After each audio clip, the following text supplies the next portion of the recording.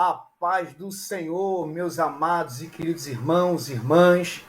Que Deus abençoe a sua vida, Deus abençoe a sua família e a cada um que chegar a esse vídeo, a esta aula, em o nome de Jesus. Iniciamos mais um trimestre nesse lindo e novo ano de 2026, aonde já quero desejar a todos um feliz 2026. Tá? E com grande alegria, com grande gratidão, estamos aqui uma vez mais para poder contribuir de uma forma honrosa, que para mim é um privilégio sempre estar contribuindo com os irmãos, a todo o corpo docente, a todos os professores da nossa sede, do nosso campo. Que Deus vos abençoe de uma forma rica e poderosa, em o nome de Jesus. Meus irmãos, já estamos aqui já compartilhando os nossos slides para a gente já trazer, fazer menção aqui da nossa aula esta tão importante que já foi iniciada, mas nesse primeiro trimestre de 2026, onde vai falar sobre os discípulos de Jesus Cristo crescendo em maturidade espiritual e vivendo a missão até a eternidade em Jesus Cristo. O comentarista desta lição, meus irmãos, é o pastor Eliel Araújo de Alencar, pastor presidente da Assembleia de Deus em Mato Grosso do Sul, Ministério de Madureira. Fazemos parte da classe Maravilha de Sião, Assembleia de Deus, Ministério em Campo Grande, do Rio de Janeiro, onde temos nossos pastores presidentes, pastor Alessandro Malafaia, pastora Aline Malafaia, e o nosso diretor de ensino, o superintendente-geral da nossa sede e campo, evangelista Leonardo Souza. Eu sou o professor José Luiz e será uma honra poder servir aos irmãos com mais essa pequena, mas porém poderosa palavra do Senhor Jesus Cristo. Que Deus abençoe, nos acompanhe, venha até o final, que eu tenho certeza que é uma aula que vai edificar a minha vida, a sua vida e para todos aqueles quantos forem alcançados.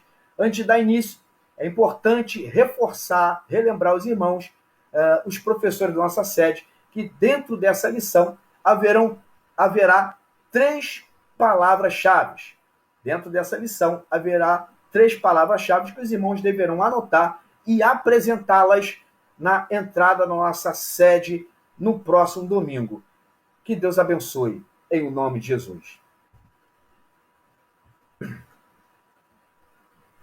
Estamos na lição de número 3, os compromissos dos discípulos de Cristo. Tá? O nosso texto áureo se encontra em Mateus 4:20. Então eles, deixando logo as redes, seguiram-no. Verdade aplicada. O discípulo deve honrar seu compromisso com Cristo, seguindo pelos caminhos que ele o direcionar. Olha só que coisa linda. Temos 3 objetivos nessa lição. O primeiro objetivo é reconhecer a relevância do chamado. Segundo, ressaltar que o compromisso é a base do discipulado cristão. Terceiro, conhecer a importância de viver segundo a ética ensinada por Cristo. Tá? Os textos de referência, eles estão no capítulo 4 e no 28 de Mateus. No capítulo 4, encontra-se nos versículos 18, 19 e 21. No capítulo 28 de Mateus, 19 e 20. Amém, meus irmãos? Seguindo então para a lição, já entrando na nossa introdução, é importante frisar que o discipulado cristão, ele não é meramente um convite, principalmente um convite superficial. Por quê? Porque ele é um chamado profundo que vai envolver e envolve na nossa vida, tá? Renúncia, fidelidade, porém, principalmente obediência. Porque quando Jesus chama lá os pescadores comuns à beira do mar da Galileia, ele não apenas vai mudar as suas rotinas, mas ele vai redefinir as suas vidas. Ou seja, também ele muda os seus propósitos, vai mudar os seus valores e coloca propósitos eternos na vida de cada um. Resumindo de uma forma de compreensão para entendermos aonde nós vamos nos aprofundar nessa lição. Ser discípulo é caminhar com Cristo, aprender com Cristo e viver de modo coerente para o reino, com o reino do nosso Senhor. Oh, glória a Jesus. Tanto no presente, mas principalmente focando a eternidade. Amém, meus irmãos? E aqui a gente já começa no tópico 1, o chamado para o compromisso. Chamado para o compromisso. Compreendemos que, quando falamos no chamado para o compromisso, os evangelhos, na verdade, o chamado de Jesus, ele vai ocorrer dentro de um contexto judaico. Entenda bem, onde o discipulado significava seguir o mestre de forma integral. Vamos compreender isso melhor. Vamos melhorar isso. Como de forma integral? Tá? Porque os discípulos e o seu mestre, ou seja, o que o mestre passava e o que os discípulos aprendiam, não era apenas ou meramente de uma forma acadêmica. Tá? Os discípulos, eles imitavam aquilo que era passado para eles. Ou seja, abrindo um parênteses aqui, falando de Cristo, Cristo, quando ensinava os seus discípulos, ele não passava apenas palavras, ele ensinava também com as suas atitudes. Por quê? Aprender apenas a palavra não é o suficiente. Precisamos imitar a Cristo, que é o nosso mestre. Compreenda isso aqui. Quando a gente começa a entender dentro desse contexto, desta cultura, a gente vai perceber que o discipulado é muito mais profundo do que a gente compreendia ou pensava. Tá? E aqui já vai a primeira palavra-chave aos professores da nossa sede. Primeira palavra-chave, compromisso. Compromisso é a nossa primeira palavra-chave. Então a gente já vai compreender alguns pontos quando Jesus vai fazer esse chamado imediato, mas principalmente de uma forma universal. Tá? A gente vai ver no capítulo 4 de Mateus 28, rapidamente para a gente compreender aqui, que no capítulo 4, de uma forma ampla e geral, quando Jesus faz o chamado, ele faz um chamado imediato. Vem, siga-me. Tá? Onde vai exigir um abandono do passado. É mais ou menos assim, segue-me, esquece o que você viveu e vem viver em mim, porque em mim você dará frutos. Maravilha. Mateus 28. A gente vai entender que o chamado de Jesus é um pouco diferente. Por quê? Porque nesse chamado é de capacitação. Para quê? Para expandir como missão contínua e universal. Ou seja, eu te chamei, eu te capacitei, agora o chamado é para fazer missão.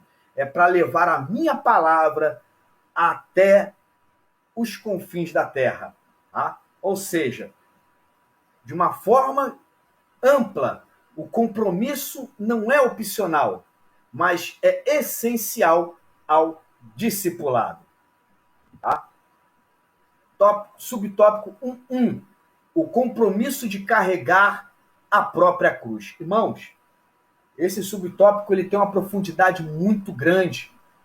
E aqui nós temos aqui como base Lucas 9:23, que vai dizer: se alguém quer vir após mim, a si mesmo se negue, dia a dia tome a sua cruz e siga-me. Olha que profundidade, meu irmão. Por quê?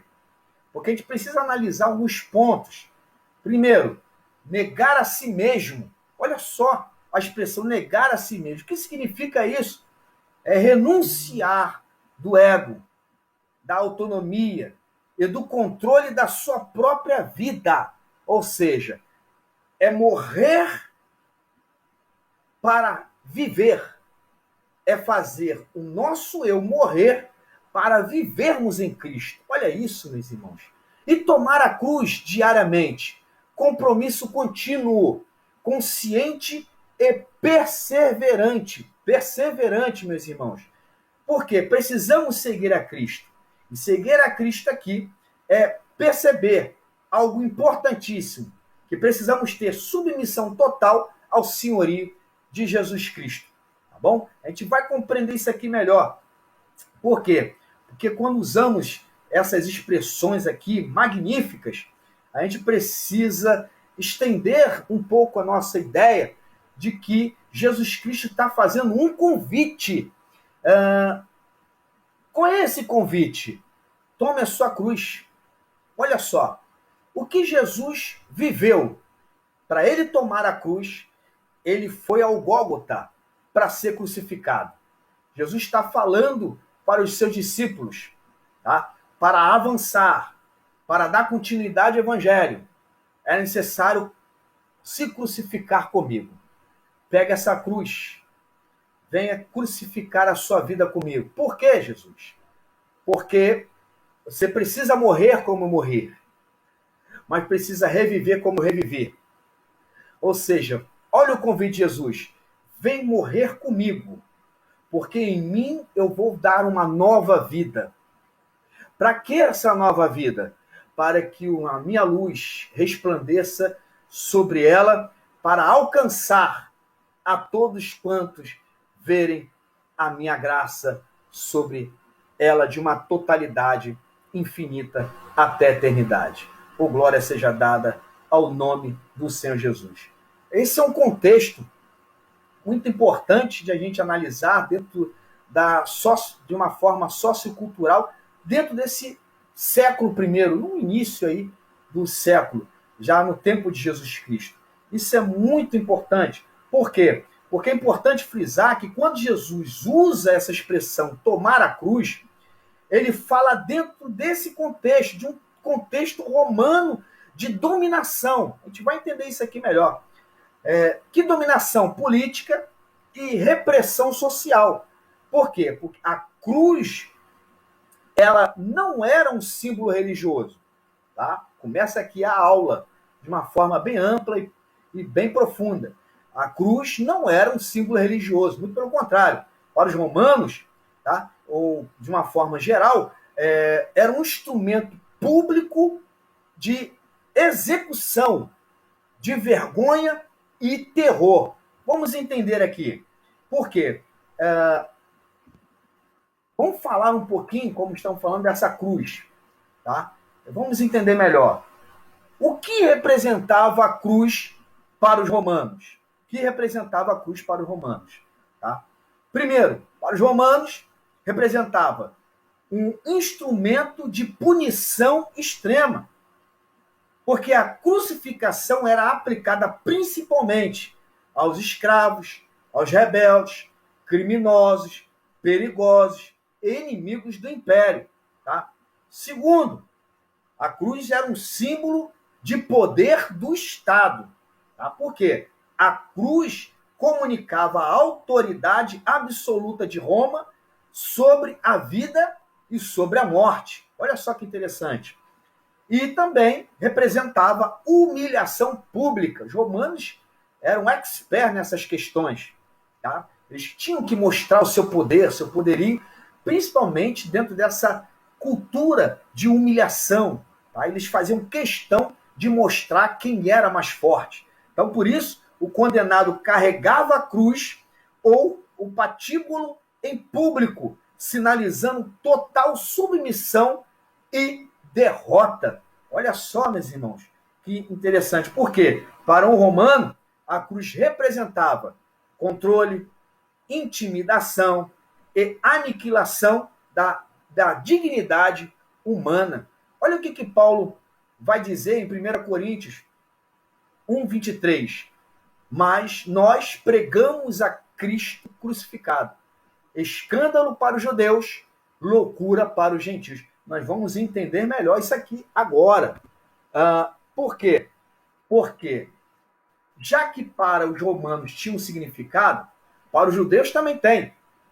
Então, o que representava a cruz para os judeus? Lá vai. Primeiro, símbolo de maldição. Prova. Precisamos ter uma base sólida nisso.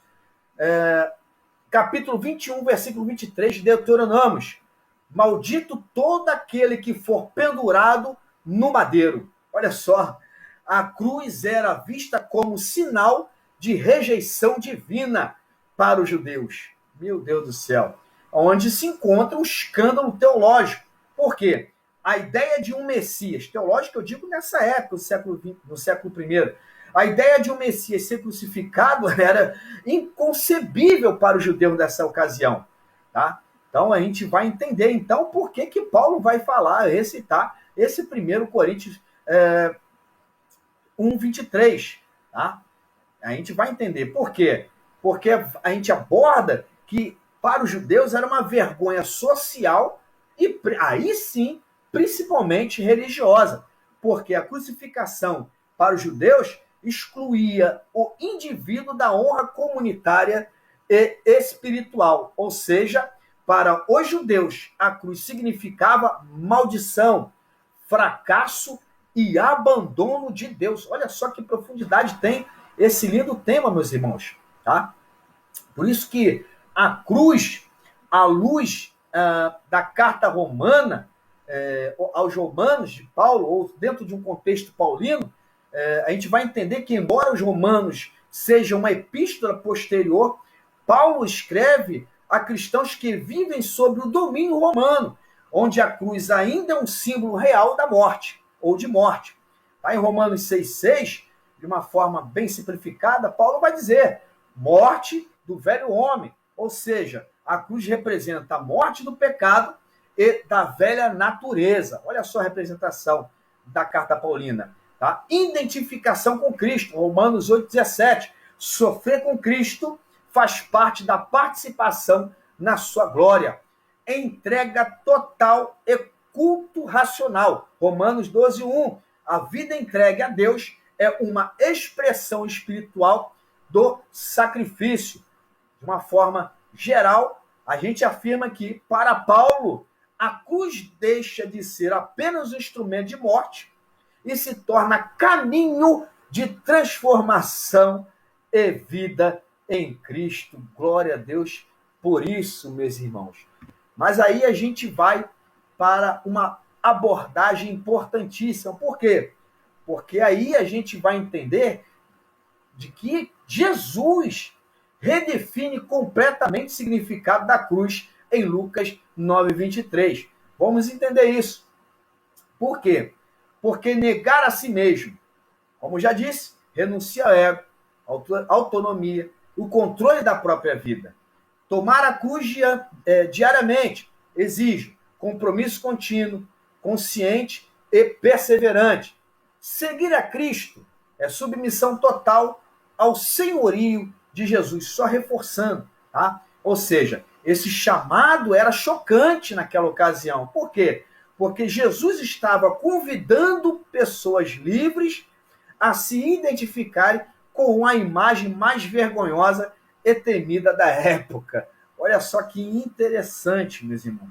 Por quê? O discípulo não carrega a cruz para morrer apenas, mas para viver segundo a vontade de Deus. Eu vou repetir essa frase aqui. O discípulo não carrega a cruz para morrer apenas, mas para viver segundo a vontade de Deus. E a gente permita-me aqui trazer essa aplicação, uma aplicação. Por quê? À luz do contexto bíblico, carregar a cruz não significa buscar sofrimento, mas viver fielmente aos valores do reino em um mundo que muitas vezes se opõe ao evangelho. Tá? Ou seja, o discípulo não carrega a cruz para morrer. Tá? Ele sempre vai precisar compreender que a cruz é um significado de vida para fazer a vontade de Deus. É por isso que, dentre que Bonhoeffer, ele vai afirmar em uma citação que quando Cristo chama o homem, ele o convida a vir e morrer para esse mundo para reviver em Cristo e fazer a história do Evangelho mudar na vida de outras pessoas. Glória seja dada ao nome do Senhor Jesus. Subtópico 1, 2.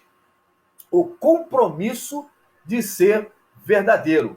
Tá? O compromisso de ser verdadeiro. Vamos lá. A ética cristã, precisamos já iniciar a falar, vamos falar um pouquinho mais para frente, com mais profundidade, mas eu preciso abordar, mediante a essa linda temática aqui, que a gente precisa abordar, porque compromisso de ser verdadeiro tem que falar com ética, tá? Com princípios. Tá? E a gente precisa entender que a ética do reino de Deus exige integridade entre fé e prática, meus irmãos. Tá? E a pergunta é, então, meus irmãos, o que é ética? Para a gente compreender melhor, a gente precisa entender o que é ética. Tá? Porque, de forma geral, ética ela é um conjunto de princípios que orientam o comportamento humano, determinando o que é certo e o que é errado, o que é justo e o que é injusto, o que é bom e o que é mal. Ou seja, ela responde à pergunta como devemos viver. Entendeu? A gente precisa entender isso, que toda vez que a gente precisa compreender o que é ética, ela mesmo precisa responder para a gente como devemos viver. Tá? Por quê? E lá vai outra pergunta. Como se aplica a ética cristã? Vamos entender isso. Como se aplica, então? Tá? A ética cristã, ela tem seus fundamentos. Por exemplo, viver de uma forma verdadeira no caráter. Esse aí é uma base, irmãos, de firmamento de princípio. Tá? O caráter de Deus, não somente. É importante reforçar isso. Tá? Lá em Levítico 19, 2 vai reforçar isso. Segundo, a pessoa e os ensinamentos de Jesus Cristo. Precisamos aplicar essa ética. A pessoa e os ensinamentos de Jesus. Precisamos aplicar com muita ética Jesus Cristo em nossas vidas. Terceiro, precisamos aplicar essa ética na revelação das Escrituras. Não adianta nós compreendermos a palavra de Deus apenas ficando na mente, se ela não vier ao coração, meus irmãos. Pega isso aqui, a palavra de Deus não pode ficar apenas para a nossa capacitação mental. Ela tem que sair da mente e gerar algo lindo e frutuoso, ou de uma forma frutífera em nossos corações. Tá? E quarto, aplicar a ética cristã, ela precisa ter uma ação, principalmente em nossas vidas, do Espírito Santo, para que possamos viver com princípio e com ética para a glória de Deus. Resumindo, Cristo não apenas ensina ética, tá? Ele é o padrão ético para nossas vidas. E lá vai 3 princípios para viver a verdade com compromisso ético, para a gente viver de uma forma melhor diante de Deus. Tá? Primeiro, ter verdade no caráter. Por quê? O discípulo vive de forma coerente com aquilo que professa e crê. Tá bom, meus irmãos? Segundo, viver verdade nas palavras. Porque Jesus ensina que o sim deve ser sim e o não deve ser não. Tá? Terceiro, refletir. Refletir verdade no testemunho cristão, sem fazer com falsidade. Tem que fazer com coração, meus irmãos. Mas sem emoção, mas principalmente com gratidão e obediência ao Senhor dos Exércitos. Tá? Porque a vida do discípulo deve refletir Cristo diante da sociedade. Tá? Para a gente compreender melhor, dentro nesse contexto, ou no contexto do ensino de Jesus, a verdade ela não é apenas um conceito, mas ela é uma pessoa, porque viver a verdade significa alinhar atitude. Vou repetir. Viver a verdade significa alinhar atitudes, palavras e intenções à pessoa de Cristo, respeitando a hipocrisia religiosa e que era combatida por Jesus e precisamos combater até os dias de hoje. E me permita-me aqui recitar uma citação aqui de John Stott, que ele vai dizer que a autenticidade cristã ela é a evidência visível de uma fé genuína. Oh, glória a Jesus. Subtópico 1.3. Tá? O compromisso com a obediência. Tá? Walter Grudem vai dizer que a obediência cristã é a evidência externa de uma fé interna genuína. Quer dizer que a obediência é a expressão prática do amor em Cristo. E aqui lá vai dois tipos de obediência que precisamos parelhar ou comparar. Primeiro, obedecer por amor versus obedecer por obrigação. Vamos entender isso aqui melhor. Por quê? O que significa obedecer por obrigação? Porque é a obediência motivada pelo medo da punição, pela expressão externa, pela pressão externa, tá? E pelo dever imposto, tá? Sem transformação interior. Ou seja, é medo, é pressão, é dever que precisa obedecer. Isso não é bom, irmãos, tá? Porque não tem uma transformação interior. Você acaba passando apenas uma aparência exterior de obediência, tá? Quer ver algumas características sobre isso? Tá? Cumpre regras, mas sem prazer. Foca mais na lei do que no relacionamento. Produz religiosidade, não intimidade. Gera cansaço espiritual e, muitas vezes, hipocrisia, tá? E aqui é uma verdade bíblica, tá? Lá em Mateus 23, ele vai nos ensinar que a obediência legalista dos fariseus, ou vai falar sobre a obediência legalista dos fariseus. Quer ver outra? Israel obedecia muitas vezes por medo das consequências. Nós vamos ver lá muito isso em Êxodo, tá? Principalmente ali 19:8, anota aí, para você confirmar. E claro, olha só como é que diz Isaías. Na verdade, o profeta Isaías vai recitar a palavra do Senhor. Este povo honra-me com os lábios, mas o seu coração está longe de mim. Olha isso. Olha só que interessante. Qual o resultado, então, de obedecer por obrigação? É que a gente acaba vivendo uma aparência de piedade, mas a ausência de transformação dentro do nosso coração, do nosso ímpeto da alma, tá? Então a gente precisa entender isso aqui. Mas claro, a gente, assim como eu e você, nós obedecemos por amor, tá? Tome nota, irmão, isso é importantíssimo, essa profundidade, tá?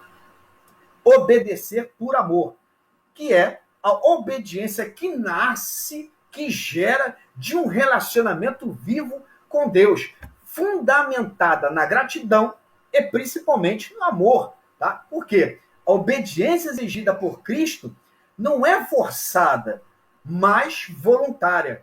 Por quê? Ela nasce do amor gerado pela compreensão da cruz, ô glória. Porque quem entende o que Cristo faz, não pergunta, sou obrigado, mas declara como não obedecer. Olha só essa reflexão. Vou repetir para você anotar.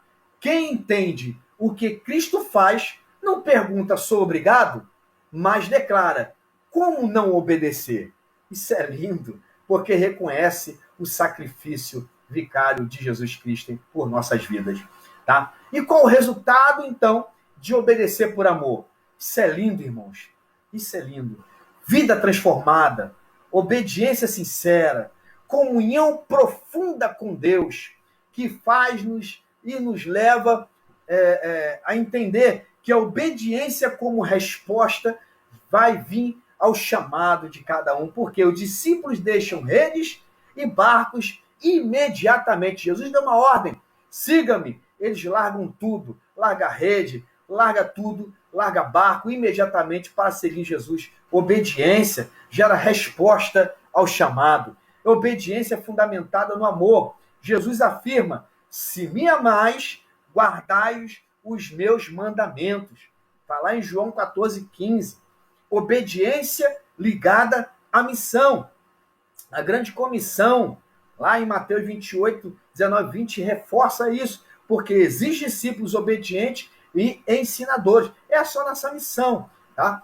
Pregar fora, ensinar dentro, o ciclo da vida do evangelho funciona dessa maneira. Ou seja, obedecer não é legalismo, mas submissão voluntária à autoridade do Senhor ressuscitado, que promete estar conosco até a consumação dos séculos. Glória a Deus.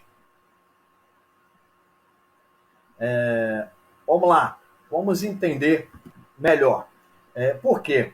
Porque o compromisso, tá? O compromisso do discípulo, ele envolve cruz, ela envolve verdade, ela envolve obediência. E crescer com maturidade espiritual é viver o chamado de Cristo. E viver esse chamado é viver sempre em fidelidade diária, meus irmãos. Vamos definir aqui o tópico 1. Sempre testemunhando o reino e caminhando com a esperança da eternidade com ele. Ou seja, o verdadeiro discipulado transforma vidas, molda caráter e impacta gerações até que Cristo volte. E é por isso que Mateus 28, 20, Jesus vai reforçar: e eis que estou convosco todos os dias até a consumação dos séculos. Jesus está comigo e está com você até ele voltar, em nome de Jesus. Tópico 2, o compromisso com Cristo. Tá? O compromisso com Cristo, meus irmãos, ele não se limita a uma experiência inicial de conversão, não. Mas se desenvolve em uma reação contínua, visível e prática. Quer ver? Nos evangelhos e no ensino apostólico, seguir a Cristo implica pertencimento ao corpo, vigilância espiritual, pessoal e submissão à palavra revelada. Quer ver? Vamos aí, subtópico 2.1, comprometidos com a igreja. Tá? Olha só, interessante isso. John Stott ele vai reforçar em sua citação da seguinte forma: não podemos reivindicar comunhão com Cristo sem também nos comprometermos com o seu povo. Vamos entender isso aqui melhor, meus irmãos. Tá? Porque é importante reforçar, e eu faço a pergunta: por que então precisamos da igreja? Por que precisamos da igreja? Fácil dizer, mas precisamos repassar com muita propriedade do Espírito essa precisão. Por quê? Porque, primeiro, tá? A igreja não é apenas uma instituição humana, mas é uma realidade espiritual criada por Deus, onde Cristo é a cabeça do corpo da igreja. Resumindo, a igreja é o corpo de Cristo, onde ele é o cabeça e os seus são os membros. Eu e você somos os membros, tá? Não há Cristo sem igreja e nem igreja sem Cristo. Segundo, porque fomos chamados à comunhão, não ao isolamento. Tá? Isso é importante reforçar. Porque desde o início, Deus formou um povo, não indivíduos isolados, mas para ter comunhão com ele. Quer ver? Perseveravam na doutrina dos apóstolos, na comunhão, no partir do pão e nas orações. Lá em capítulo 2, 42, em Atos dos Apóstolos, vai reforçar no que nós estamos falando. Ou seja, Cristo nunca foi uma fé solitária, não. E ela está aberta através da sua graça para manifestar o poder dos céus para cada um que aquele professar a sua fé diante do Senhor dos Exércitos. Tá? Terceiro, tá? Porque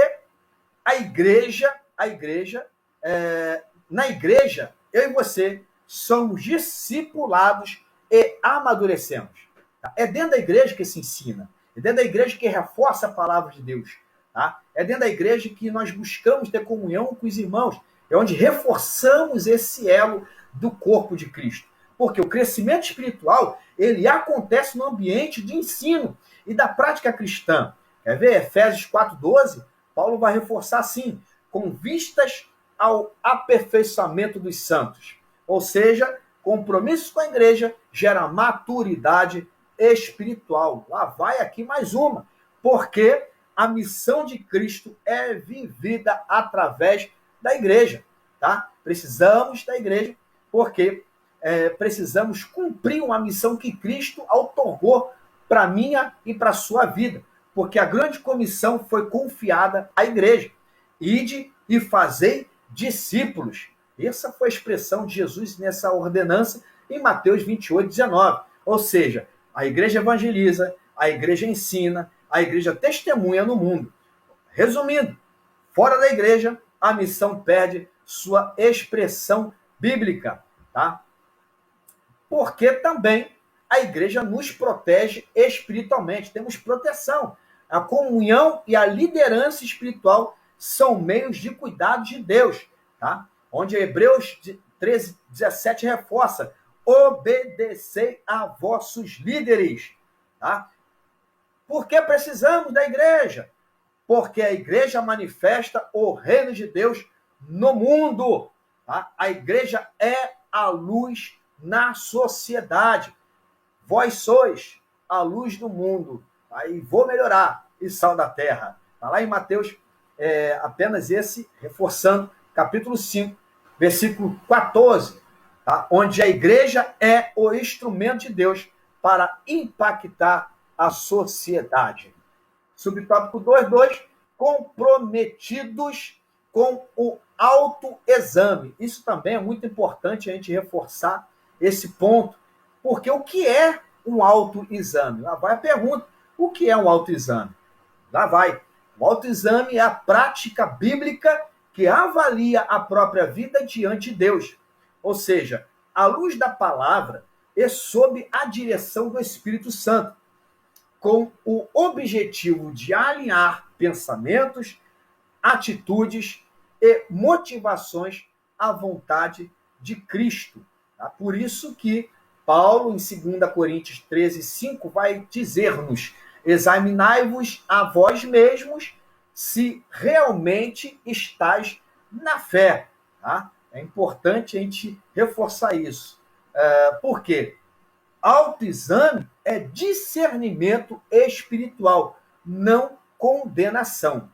Amém?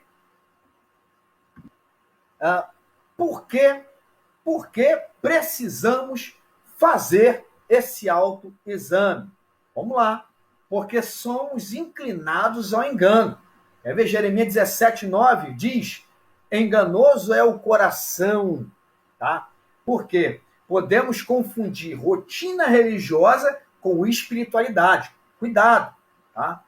Rotina religiosa é diferente de espiritualidade. Tá? Reforça essa abordagem na sua aula, em nome de Jesus. O autoexame revela incoerências entre fé e prática. Tá?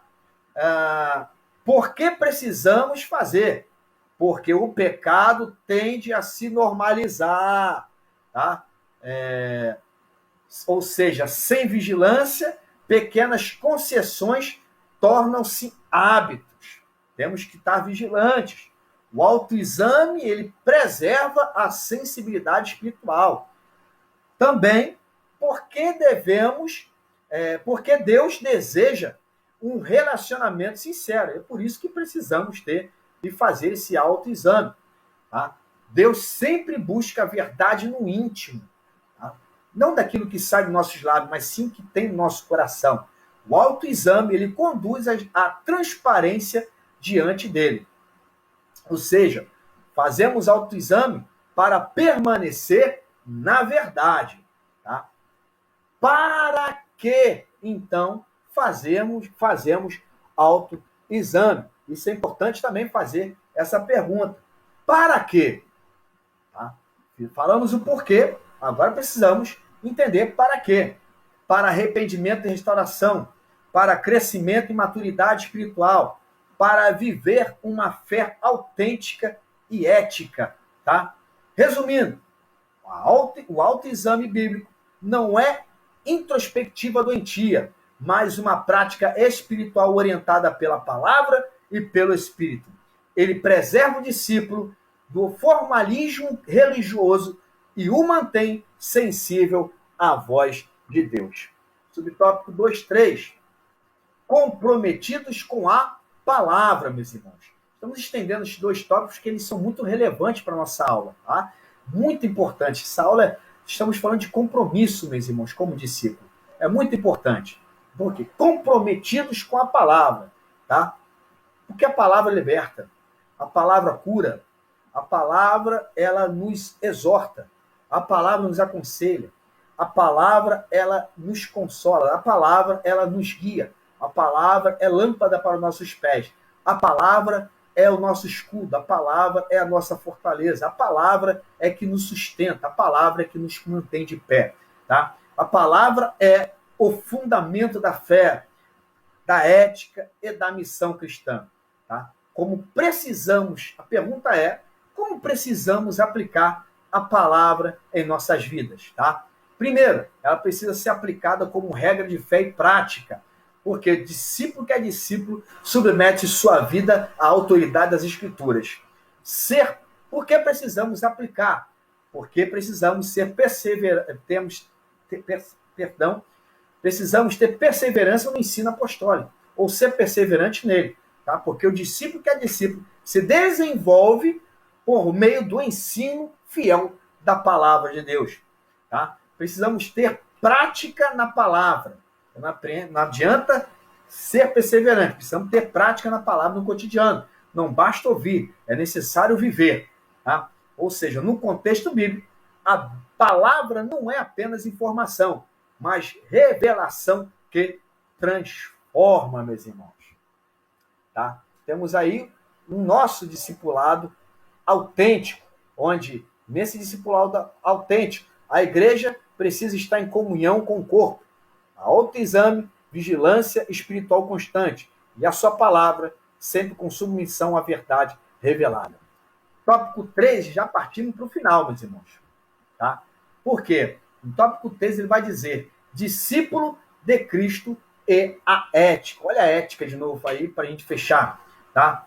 A ética, ela não nasce de normas humanas, não. Mas do caráter de Deus revelado em Cristo. No Novo Testamento, o ensino ético ele está diretamente ligado ao discipulado. Quem segue Jesus deve refletir a sua vida.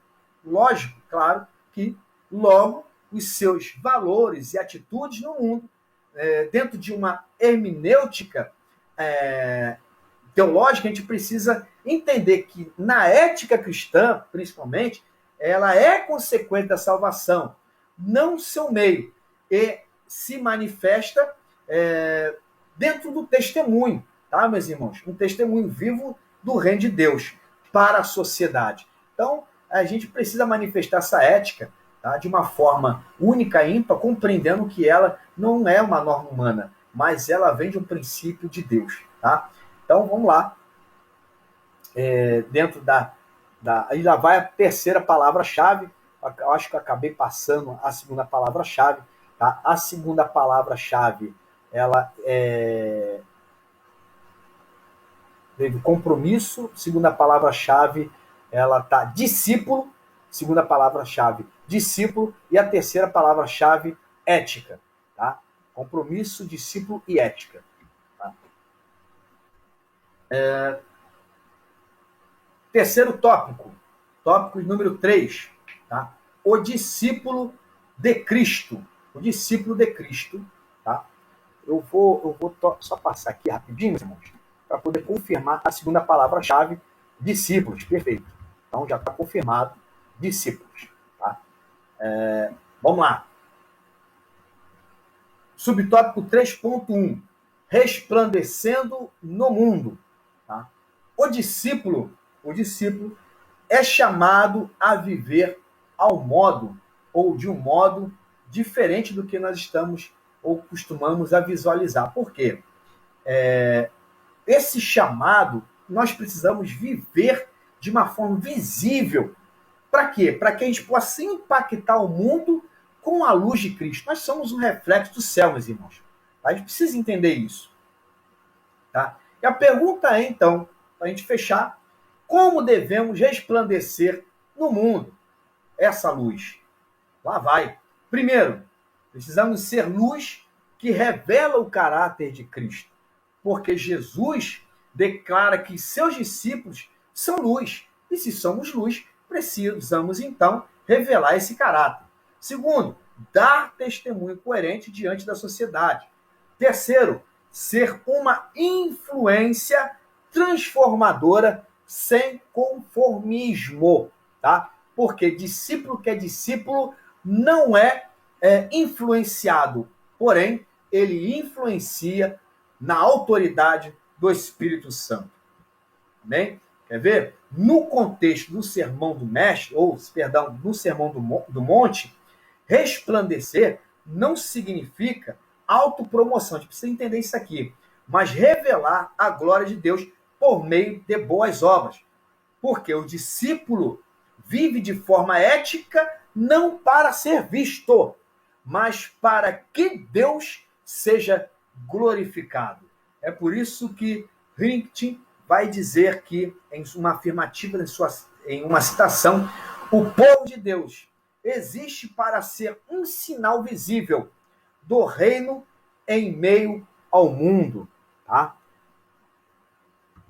Subtópico 3.2, compromisso com o bem.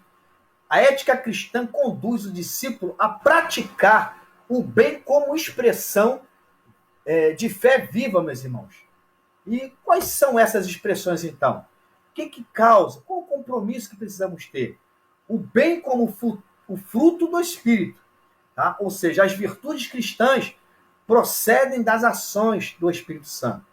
Prática do bem, mesmo em contextos adversos. Tá? Precisamos praticar o bem, mesmo em contextos adversos. Tá? Porque Jesus ensina a amar, inclusive, os inimigos. Tá? Precisamos fazer o bem como testemunho do Evangelho. Boas obras confirmam a autenticidade da fé. Ou seja, no Novo Testamento, ensina que o bem não é definido por convicções sociais, mas pela vontade de Deus revelada em Cristo, em Cristo Jesus. Tá? Subtópico 3.3, tendo como fundamento as bases principais da ética cristã. Tá? Vamos entender. Olha a ética de novo aí. Agora vamos falar de uma forma forte na ética cristã. Tá? Já quero trazer 3 bases principais da ética cristã. Tá? Porque a ética cristã não é construída sobre costumes culturais ou opiniões pessoais. A gente já precisa entender isso, mas sobre fundamentos eternos e imutáveis. Logo, biblicamente, ela se sustenta em 3 bases centrais. São elas. Primeiro, caráter de Deus. Por quê? Olha o que Deus vai dizer em 1 Pedro. A palavra de Deus vai dizer em 1 Pedro 1,16. Sede santos, porque eu sou santo. Deus é santo, justo e amoroso e verdadeiro. Tá? Não fazemos o bem para nos tornarmos santos. Fazemos o bem porque pertencemos a um Deus que é santo. Bom, meus irmãos? Segundo, a pessoa e os ensinamentos de Jesus Cristo. Tá? Essa é a segunda base, a base principal da ética cristã para nossas vidas. Tá? A pessoa e os ensinamentos de Jesus. Porque Jesus é o modelo supremo da ética. 1 Pedro 2,21, Pedro vai reforçar, inspirado pelo Espírito, que Cristo deixou-vos exemplo para que sigais os seus passos. Tá? A ética cristã ela é cristocêntrica, meus irmãos. E precisamos viver, então, como Cristo viveu. Tá? Terceiro, precisamos a palavra, viver essa base. Palavra de Deus, as Escrituras, viver nela. Porque a Bíblia é regra de fé e prática do cristão. Tá? 2 Timóteo 3,16 vai dizer: toda a Escritura é inspirada por Deus. Reforço que para instruir em justiça. A ética cristã não é relativa, ela é revelada através do princípio da palavra de Deus. Porque a ética cristã, ela é cristocêntrica, ela é revelacional, tá? E não é relativa nem circunstancial, pois ela se fundamenta na verdade eterna de Cristo e na autoridade das Escrituras. Já vai aqui a última citação para a gente compreender melhor o que nós estamos abordando, de Karl Barth. Tá? A ética cristã é a resposta do homem à graça revelada de Jesus Cristo. Tá? A ética cristã, ela é a resposta do homem à graça revelada de Jesus Cristo. Tá? E para a gente já concluirmos, meus irmãos, ser discípulo, tá? Ser discípulo de Cristo é assumir. Ser discípulo de Cristo é assumir um compromisso integral com o seu chamado, tá? Sua igreja, sua palavra e sua ética. O discipulado autêntico transforma o interior, orienta as escolhas e manifesta o caráter de Cristo no mundo. Ou seja, à medida que crescemos em maturidade espiritual, vivemos a missão com fidelidade, guardando com esperança o dia em que estaremos eternamente com o Senhor dos Exércitos. Glória seja dada ao nome do Senhor. Que cada discípulo, como eu e você, compreenda que seguir Jesus, ou venhamos a compreender, meus irmãos, que seguir a Jesus não é apenas crer nele, mas viver como ele viveu, refletindo sua luz, praticando o bem e fundamentando toda a vida na verdade do Evangelho. Esse é o nosso compromisso. E eu deixo aqui para finalizar a nossa linda aula, Mateus 5,16. E assim resplandeça a vossa luz diante dos homens. Que Deus abençoe a sua vida, meu irmão, minha irmã. Que Deus abençoe o seu ministério. Que possamos ter, compartilhar esta aula de uma forma ampla e que outras vidas e muitas vidas possam ser edificadas para que o nome do Senhor seja glorificado. Fica na paz, em o nome de Jesus.